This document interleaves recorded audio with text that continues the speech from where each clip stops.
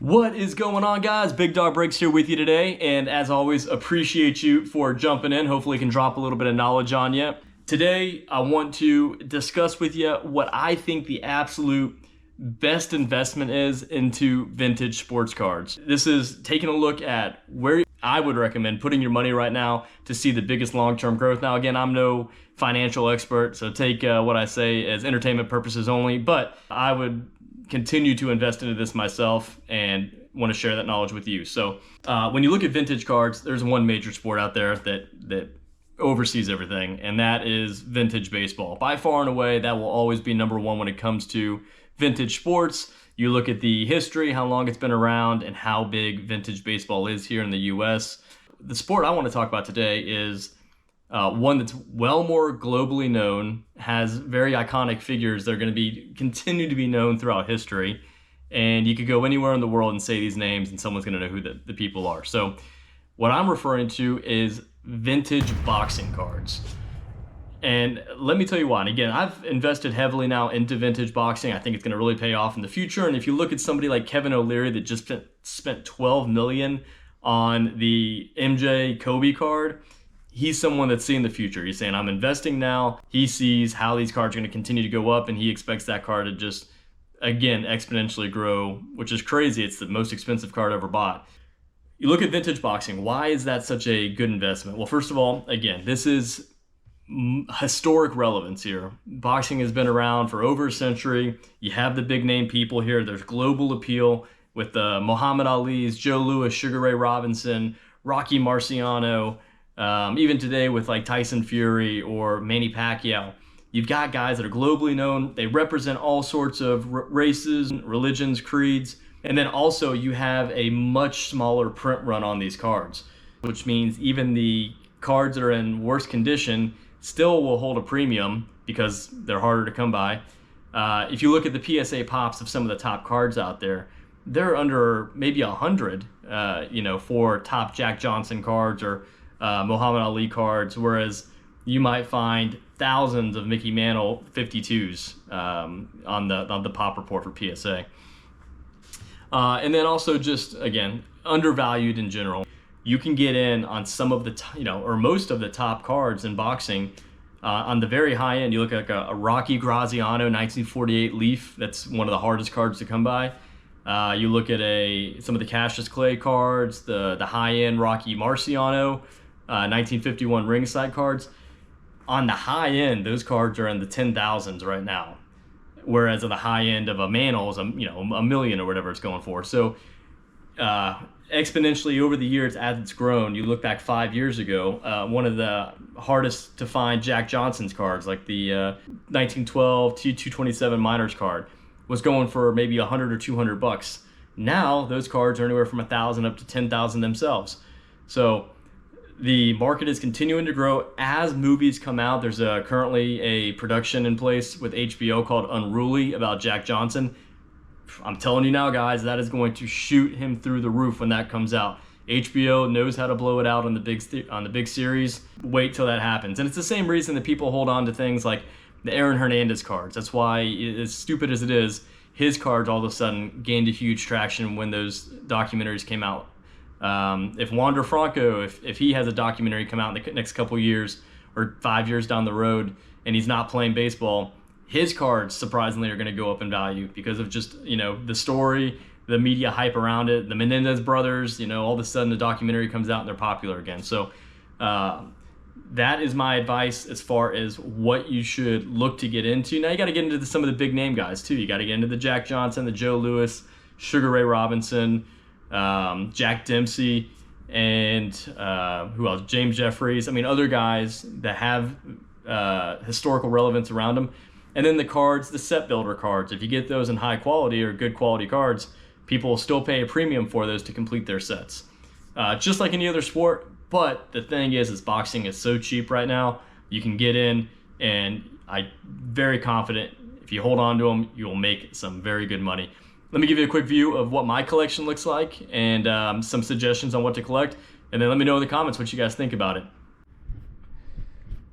All right, so let's go ahead and take a quick look at what I've collected, and then I'll call out some of the ones that I suggest you guys maybe get into as well. We'll start off here with just a very cheap set. This is 1991 boxing grade set. You've got all the big name guys in here. And really, I bought this just because there was a Jack Johnson card and wanted to try and get as many Jack Johnsons as possible. You guys can pick this set up for 20 or 30 bucks. It's very low in cost, but it's got the big name guys in it. So 1991 set, not really vintage, but start us off there. Next, you got these here. So this is from the 1911 T9 Turkey Red set. This was a whole series of all sports, not just boxing. The two guys you're going to see here are that I collect a lot is Jack Johnson and Jack Dempsey. I guess I like the Jacks. So here's Jack Dempsey. This is in the 1946 Propaganda Montreal. It's a Cuban set. Very, very thin card. It's paper thin. Hard to find these in good condition, but these are cool cards that are just unique and hard to find. And then I got a Jack Johnson here. This is one of those that is very low pop. There's under 20 of these, I think. So good condition overall, except the corner missing, gave it a 1. Now here is the first set that I recommend you invest into if you are just starting off, and this is the 1938 W.A. Churchman set. So here's a Jack Johnson as a 6, and then you've got the whole set here, a lot of big name guys. You got the Max Baer, you've got the Braddock, you got refs in here. So this is the full set of them. It's all cigarette, tobacco cards. And you can find this set probably for $100 in an average condition. If you get a Johnson, this Johnson alone is probably about $100, but if you get it in a higher grade, they get up pretty pricey, probably $800 for a 9 or a 10. Here's the most popular boxing set of all time. This is the 1951 ringside, and this is 96 cards, I think, that are in it. I don't have the complete set, but over time I've collected most of them. You got a lot of big name guys in here, and then you've got a lot of average, average guys that you've never heard of. So that is a very colorful set. Everybody likes that set. I've also got the James Braddock here and a 7. I've got the Joe Baxey in a 4. I've got the Joe Louis in a 3. Joe Louis, very collectible. And then I've got one of the most famous boxing cards of all time, Rocky Marciano here in a 5.5. One of my more expensive cards I own. And then a Max Baer right here in a 4.5. Next up, I just got some random ones here that I've picked up in auctions. And Stanley Ketchel in a 4. It's a hard card to come by. It kind of looks like John Gruden there, doesn't he? Jack Dempsey here. Got this one, then graded it. Just came back as an authentic hand-cut card. Another Jack Dempsey. Again, these are just hard cards to come by in different sets. I won't read the names off to you because all they are W519, things like that. Here's a pop one of a Jack Dempsey stamp. Highest grade available on this one, or graded. It is a 3, a portrait of him, and that is from 1922. So that is definitely a rare one. And then this was one of the first boxing cards I ever bought, which was just a 1910 Tommy O'Keefe. Now, one thing to call out is on the back, these were produced by different companies: Hassan, Mecca, Miner, Tolstoy. You want to pay attention to this on the back. Hassan and Mecca were the most common ones.